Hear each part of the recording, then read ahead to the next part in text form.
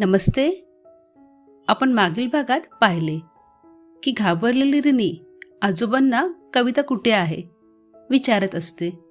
तर त्यापुढे काय होईल ते आपण या भागामध्ये पाहूया.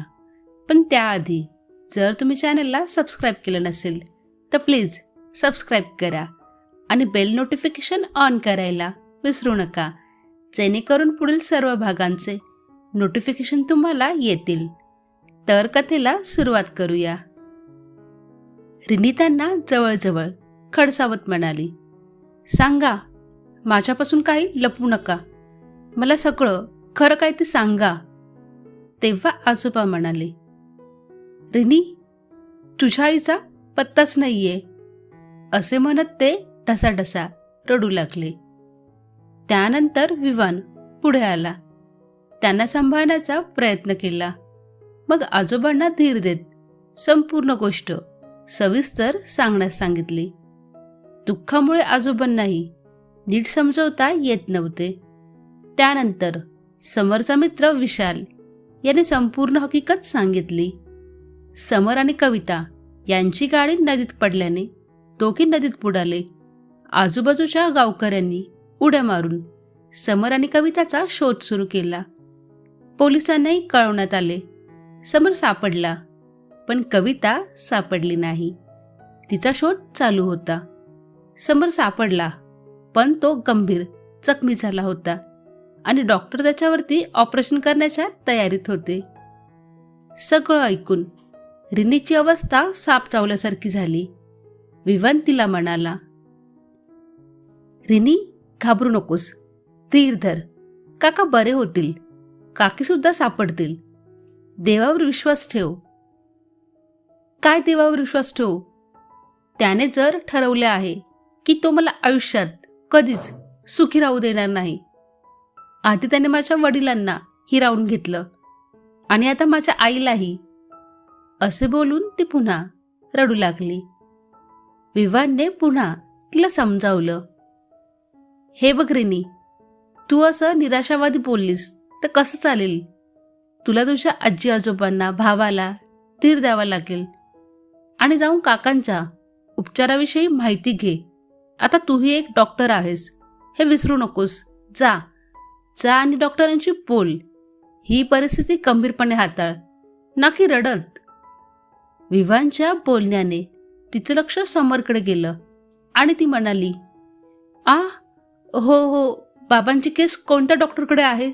चल बोलूया. ती आणि विवान डॉक्टरांना भेटायला गेले. समरचे ऑपरेशन चालू होते, त्यामुळे त्यांना थांबावे लागले. ऑपरेशन करून डॉक्टर बाहेर आले. रिनी लगेच डॉक्टरांकडे गेली.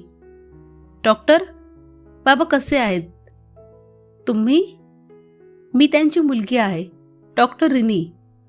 ओह, ठीक आहे. तुझे वडील आता धोक्याबाहेर आहेत. खरंच? ओह डॉक्टर, तुमचे खूप खूप आभार. रिनीने सुटकेचा निश्वास टाकला. पण मग डॉक्टरांनी तिला मध्येच अडवलं. हे बघा, आम्ही तुमच्या वडिलांचा जीव वाचवला आहे, तरीही आम्हाला शंका आहे की ते पूर्णपणे नॉर्मल नाही झालेत. म्हणजे? रिनीला धक्काच बसला. ते शुद्धीवर आल्यानंतर आम्ही डायग्नोज करू आणि तुम्हाला कळवू. रिनी तिथेच उभी राहिली आणि डॉक्टर निघून गेले. समरला प्रायव्हेट रूममध्ये शिफ्ट केले. काही वेळाने नर्स बाहेर आली. पेशंट शुद्धीवर आलेत, तुम्ही भेटू शकता. रिनी आणि सगळे रूममध्ये गेले. रिनी समरच्या डोक्याजवळ बसून त्याच्या डोक्याला हात लावू लागली. समरने तिच्याकडे पाहिले आणि तिच्या डोळ्यातून अश्रू वाहू लागले. रिनीच्या डोळ्यातून अश्रू वाहू लागले आणि ती म्हणाली, बाबा, हे काय झालं? मुलाची ही अवस्था पाहून आजोबा आणि आजीही त्याचा हात धरून रडू लागले. तेव्हा नर्सने त्यांना असे करण्यापासून रोखले. रुग्णाचे नुकतेच ऑपरेशन झाले आहे, त्यांना स्ट्रेस देऊ नका, थोडा वेळ दूर राहा. नर्सने आपल्या मुलापासून दूर राहण्यास सांगितले. त्यामुळे आजीला राग आला. परंतु आजोबांनी स्पष्ट केलं की ती केवळ आपल्या मुलाच्या चांगल्यासाठी असं म्हणत आहे. त्यानंतर आजीने पाठ फिरवली डॉक्टरांनी येऊन तपासून सर्वांना सांगितले की समरच्या शरीराचा डावा भाग काम करत नाहीये. कोणतीही गंभीर अंतर्गत दुखापत नाही, परंतु कदाचित त्याला धक्का बसला असेल, ज्यामुळे तो बोलू शकणार नाही किंवा चालूही शकणार नाही. त्यांना आता खूप काळजीची गरज आहे, डॉक्टर म्हणाले. ओके डॉक्टर, रिनी म्हणाली आणि मनात ठरवले की आता समरची ती स्वतः काळजी घेईल आणि त्याला नॉर्मल करूनच राहील. तिने एकदा वडिलांना गमावले आहे, परत पुन्हा असं होऊ देणार नाही. रिनीने तिचे सगळे फ्युचर प्लॅन रद्द करून भविष्यातील सर्व योजना पुढे ढकलण्याचे ठरवते आणि समरची काळजी घेण्यावर पूर्णपणे लक्ष केंद्रित करते. आजोबा, तुम्ही आजी आणि तन्मयसोबत परत जा, मी इथेच राहीन. रिनीने हे सांगितल्यावर आजोबा काळजीने म्हणाले, बेटा, तू एकटी सगळं कसं करणार? माझी काळजी करू नका, मी सगळं सांभाळेन.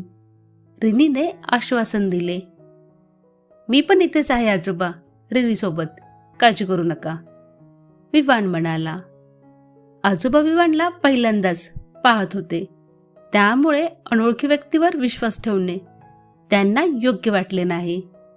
तुम्ही निश्चिंत राहा, आम्ही काळजी घेऊ, मी पण आहे, समरचा मित्र विशालने सांगितल्यावर आजोबांनी होकार दिला. पण कविता, आजी म्हणाली, पोलीस त्यांचा शोध घेत आहेत, कोणतीही बातमी मिळताच आम्ही तुम्हाला कळवू, विशाल म्हणाला. ताई, मी पण राहतो तुझ्यासोबत, तन्मयने रिनीला रिक्वेस्ट केली.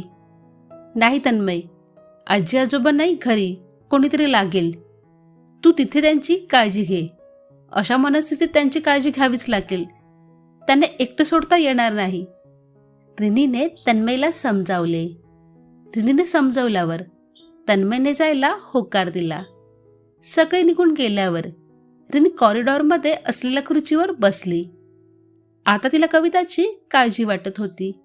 इतका वेळ झाला तरी कविताचा पत्ता नव्हता. तिच्या डोक्यात विचार येत होते की कविता कदाचित सापडणार नाही, पण तिचं मन सांगत होतं की कदाचित काहीतरी चमत्कार घडेल आणि कविता सुखरूप परत येईल. खूप विचार केल्यामुळे ती अधिकच बेचैन झाली आणि इकडे तिकडे फेऱ्या मारू लागली. तेवढ्यात विवान तिच्याकडे आला. काय झालं रिनी, काय विचार करतेस? मम्मी कुठे असेल विवान, तिला काही झालं तर? रिनी घाबरून म्हणाली आणि विवाने तिच्या तोंडावर हात ठेवला. नो नेगेटिव्ह थॉट्स, विवान म्हणाला. पण आतापर्यंत तिची काही बातमी नाही. इतक्या वेळ पाण्यामध्ये कोणी कसं काय वाचू शकतं? रिनी म्हणाली. बॉडी जोपर्यंत सापडत नाही तोपर्यंत त्यांच्या सापडण्याची आपल्याकडे संधी आहे, विवान तिला धीर देत म्हणाला. विवान, आपण अपघाताच्या ठिकाणी जाऊ शकत नाही का? रिनीने विचारले. हो, जाऊ तर शकतो, पण काका इथे एकटे आहेत, विवान म्हणाला. विशाल काका पण आहेत त्यांच्यासोबत. थोडा वेळ ते थांबलेत तर ती जागा बघून परत येऊ, कदाचित काही क्लू मिळाला, रिनी म्हणाली. तुला क्लू मिळो किंवा न मिळो, पण तू एकदा खात्री करून ये. आवाज ऐकून दोघेही वळून पाहतात तर विशाल काका तिथे उभे होते. ते पुढे आले आणि त्यांच्याजवळ येत म्हणाले, बेटा, तस तर मी आणि विवान पण जाऊ शकतो, पण त्यामुळे तुझ्या मनाला समाधान मिळणार नाही. तू एकदा तिथे जा, पण हो, ती जागा इथून थोडी लांब आहे. ओके काका, रिनी म्हणाली. रिनी तिच्या आईचा शोध घेण्यासाठी त्याच ठिकाणी गेली जिथे गावकऱ्यांनी तिला त्या वेदनादायी अपघाताची कहाणी सांगितली. दोघांचेही पोलिसांशी बोलणे झाले.